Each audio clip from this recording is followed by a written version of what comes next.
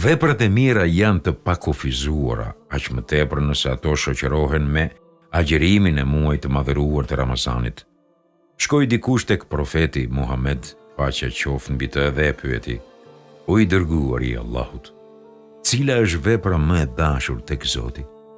Profeti, paqja qoftë mbi të, u përgjigj: "Namazi në kohën e tij." Burri e pyeti: "Po pas namazit?" Profeti, paqja qoftë mbi të, i tha: "Respekti i prindërve." Nëse dëshiron të fitosh kënaqësinë e Zotit, sidomos në Ramazan, bëju aqefin prindërve, që sot vendos që të ndërtosh marrëdhënie të mira me prindrit. Që sot fjala "të lutem" dhe si urdhëron të hyjë në fjalorin tënd me prindrit. Që sot këshillohu dhe merru mendim në çështjet që të preokupojnë. Që sot kërkoju të shkoni bashkë për të vizituar të afërmit dhe shokët e tyre. Gjatë udhëtimit të Isras dhe të Mirajit, profeti, paqja qoftë mbi të, hyri në xhenet. Tregon ai vetë: "Pasi hyra në xhenet, dëgjova zëra, gëzim e hare." I habitur pyeta: "Për kë bëhet ky gëzim?" Dikush më tha: "Për Harithe e Ibn Numanin, një nga të rinjtë e muslimanëve." Unë pyeta: "E çfarë ka bërë ai që të meritoi këtë?" Më thanë: "Për hir të respektit që i bënte nënës së tij." Atëherë unë thash me vete: "Po, ky është shpërblimi i respektit. Ky është shpërblimi i respektit." Shkoi një burr te profeti, paqja qoftë mbi të, dhe e pyeti: "O i dërguari i Allahut, çfarë më urdhëron të bëj pasi jam bërë musliman?"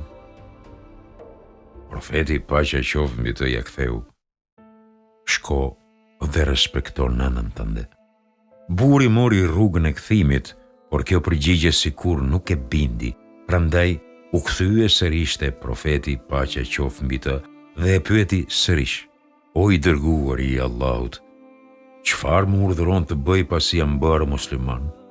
Profeti, paqja qoftë mbi të, ja ktheu: "Shko dhe respekto nënën tënde." Kjo ndodhi dhe të tretën herë, kurse herën e katërt profeti, paqja qoftë mbi të, i tha: "Shko dhe respekto baban tënd." Në arabisht, fjala respekt shprehet me fjalën bir, e cila përfshin çdo gjë që u bën qefin prindërve. Ajo përfshin butësinë dhe mshurinë, ndihmën, lumturimin e tyre, frazën "të dua" e të tjerë. Me qëllim që të na ndihmojë si duhet jetë respekti ndaj prindërve, Zoti në Kur'an thotë: "Lësho para tyre krahët e përuljes prej mëshirës." Kjo është një domethënie e huazuar nga shpendët.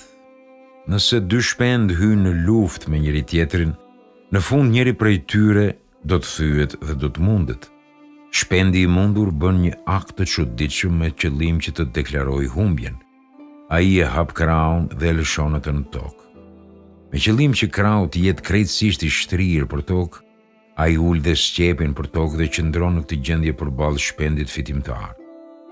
Zoti na bën thirrje që të manifestojmë modesti të tillë me prindrit tanë, t'i durojmë dhe t'i respektojmë. Por krahët e përuljes pasohen nga fjalët "prej mëshirës".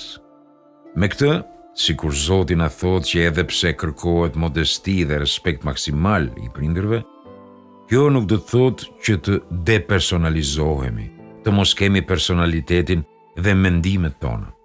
Nëse prindrit duan të ndjekësh një fakultet caktuar, kurse ti preferon një tjetër, kjo duhet të diskutohet mes jush dhe mendimi yt duhet thënë siç është. Nëse prindërve u pëlqen një vajzë dhe duan të të fejojnë me të, ndërkohë që ty nuk të pëlqen, është e drejta jote që ta refuzosh. Pra, kjo përulje dhe modesti me prindrit bëhet për t'i mëshiruar. Ajo nuk synon as pak depersonalizimin tënd.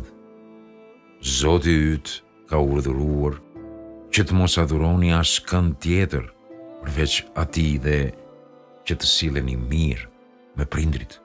Nga ajeti shohim që tauhidi, njësimi i Zotit, është pasuar menjëherë nga respekti i prindërve dhe sjellja e mirë me ta. Ky shoqërim mes dy koncepteve bëhet me qëllim që të theksohet rëndësia e tyre. Cili prej nesh do ta ul krahun e pruljes? Cili do të manifestoj maturi dhe modesti me prindrit?